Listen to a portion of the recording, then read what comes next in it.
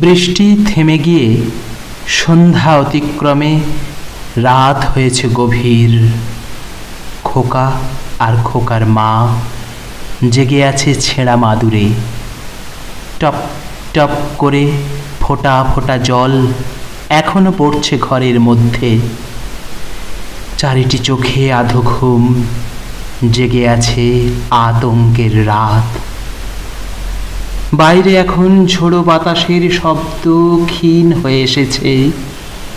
ঢক ঢক শব্দে এক গ্লাস জল উদরস্থ হলো লণ্ঠনের আলোয়।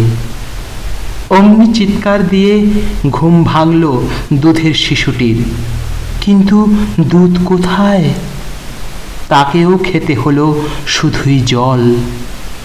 একটু পরে খুট করে একটা শব্দ হলো দরজার দিকে। আমি গো, রমজানের আব্বা, দরজাটা খুলে দাও বিবি। রেহেনা বিবি তার বুকের ওম থেকে ঠোঁট দুটি সরিয়ে দরজা খুলে দিতে শীতল বাতাসের সাথে রশিদ এলো ঘরে।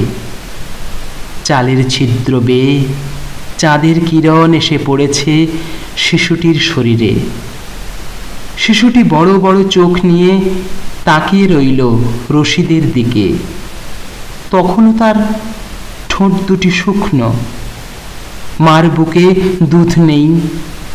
ওর বাবা তাকে কোলে নিয়ে চুমু খেয়ে আদর করলে। কিন্তু খিদের জ্বালায় শিশুটি আবারও ছটফট করে উঠল। আবারও শুধুই জল আর জল। এমনই পাষাণ কেন আল্লাহ? একদিন একবেলা খুদের ঘণ্ট জোটে, আর কোনোদিন উপবাস।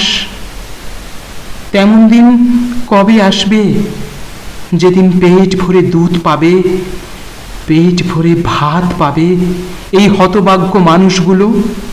সকাল থেকে সন্ধ্যা পর্যন্ত কুঁজো শরীর শুধু হাত পাতে। এই পোড়া দেশে ভিক্ষা দেবে কে? আমরা সবাই তো ভিখারি। তাই দিনের শেষে ফুটো কলাইয়ের পাত্র পূর্ণ হয় না। এখানে মানুষের ভিড় আছে, চলেছে সারি সারি মৃতদেহের মিছিল।